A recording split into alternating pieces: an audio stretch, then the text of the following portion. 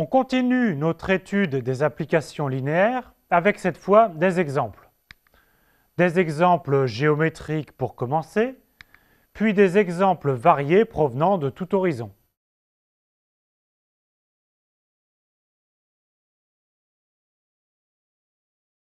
Soit E un K espace vectoriel. On définit l'application F qui va de E dans E et qui à U associe le vecteur moins U. F est une application linéaire et s'appelle la symétrie centrale par rapport à l'origine 0 de E. Soit toujours E un K espace vectoriel et soit lambda un scalaire fixé. On définit l'application F lambda qui va toujours de E dans E et qui à U associe lambda U. F lambda est une application linéaire et F lambda est appelée l'homothétie de rapport lambda. Il y a quelques cas particuliers d'homothétie notables. Si lambda est égal à 1, F lambda est l'application identité. Si lambda est égal à 0, F lambda est l'application nulle. Et si lambda est égal à moins 1, on retrouve la symétrie centrale. Voici la preuve que f lambda est une application linéaire. F lambda de alpha u plus bêta v est égal à lambda alpha u plus bêta v, qui est égal à alpha lambda u plus bêta lambda v, et dit qui est donc alpha f lambda de u plus bêta f lambda de v.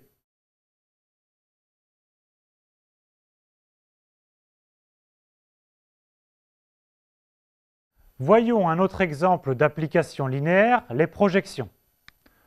On part d'un espace vectoriel E et on suppose que F et G sont deux sous-espaces vectoriels supplémentaires dans E. C'est-à-dire que F et G sont en somme directe dans E.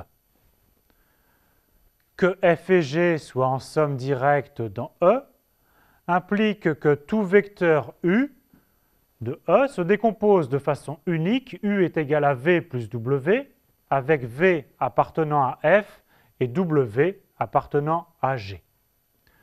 Ici, U est en somme directe de V et de W.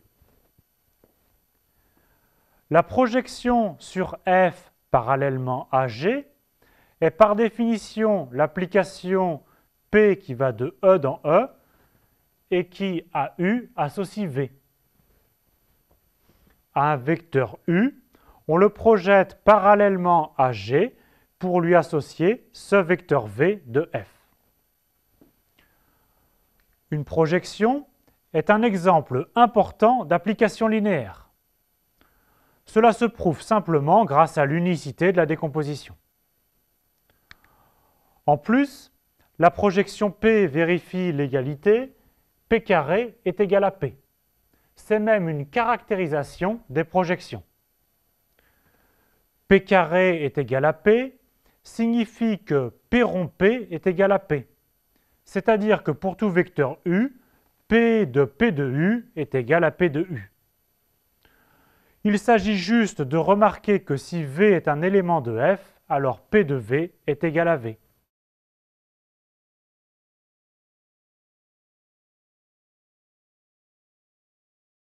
Reprenons l'exemple des sous-espaces vectoriels F, qui est l'ensemble des x, y, z de R3, tel que x moins y moins z est égal à 0, et G, l'ensemble des x, y, z, tel que y est égal à 0 et z est égal à 0. Voici F et voici G. Nous avons vu que les sous-espaces vectoriels F et G sont supplémentaires dans R3. F est en somme directe avec G dans R3. Calculons la projection d'un vecteur x, y, z sur F parallèlement à G.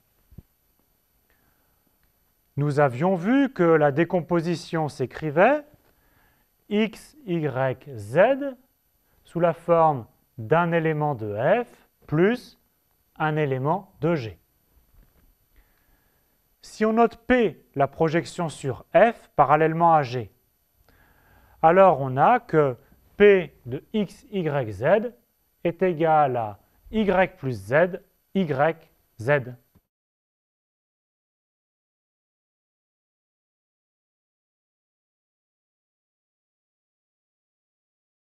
Passons à un exemple de projection dans l'espace vectoriel des fonctions de R dans R.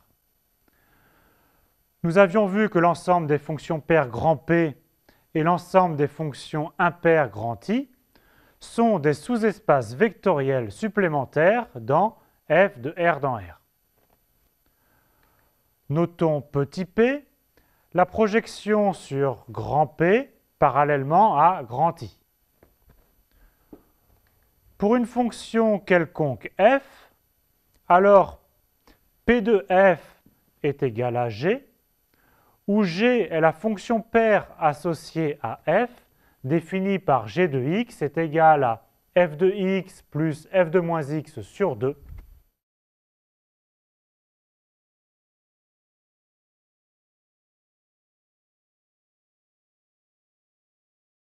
Voici quelques opérations que vous connaissez bien et qui sont en fait des applications linéaires. Tout d'abord, la dérivation.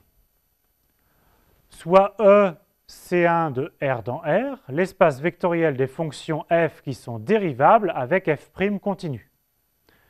Et grand F qui est C0 de R dans R, l'espace vectoriel des fonctions continues. Soit D, la fonction qui va de C1 dans C0, et qui a une fonction f, associe sa fonction dérivée f'. Alors D, l'opération de dérivation, est une application linéaire. En effet, on sait que lambda f plus mu g' est égal à lambda f' plus mu g', ce qui est exactement dire que d de lambda f plus mu g est égal à lambda d de f plus mu d de g. C'est pareil pour l'intégration. Cette fois, E est égal à C0 et F est égal à C1. Et I est l'opération qui a une fonction F, associe la primitive définie par intégrale de 0 à x de f de t dt. L'application I est une application linéaire. En effet, l'intégrale de lambda f plus mu g est égale à lambda intégrale de f plus mu intégrale de g. Ceci pour toutes les fonctions f et g et pour tous les scalaires lambda et mu. La propriété que l'on vient d'utiliser s'appelle justement la linéarité de l'intégrale. Voyons un exemple avec les polynômes. E est égal à Rn crochet x, l'espace vectoriel des polynômes de degré inférieur ou égal à n, et f est égal à Rn plus 1 crochet x. L'application f est définie de E dans f. À un polynôme p, on associe le polynôme x fois p de x.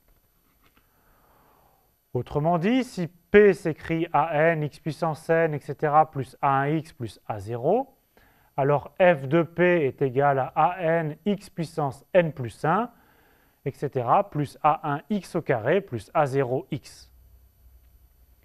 Cette fonction f est une application linéaire, car on vérifie facilement que f de lambda p plus mu q est égal à lambda x puissance p plus mu x puissance xq, qui est égal à lambda f de p plus mu f de q.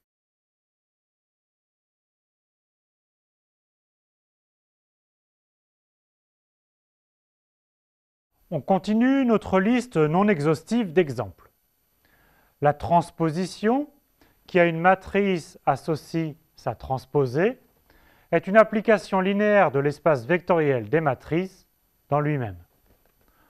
En effet, la transposition vérifie que lambda a plus mu b transposé est égal à lambda a transposé plus mu b transposé. Il en va de même pour la trace. Je vous rappelle que la trace d'une matrice est la somme des éléments sur la diagonale.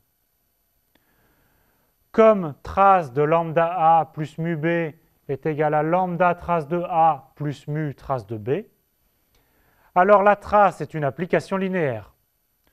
Par exemple, pour les matrices à coefficients réels, la trace est une matrice de l'espace vectoriel des matrices à coefficients réels vers l'espace vectoriel R.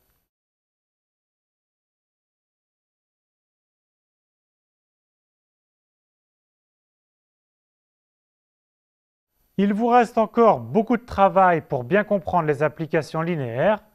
Commencez par ces exercices.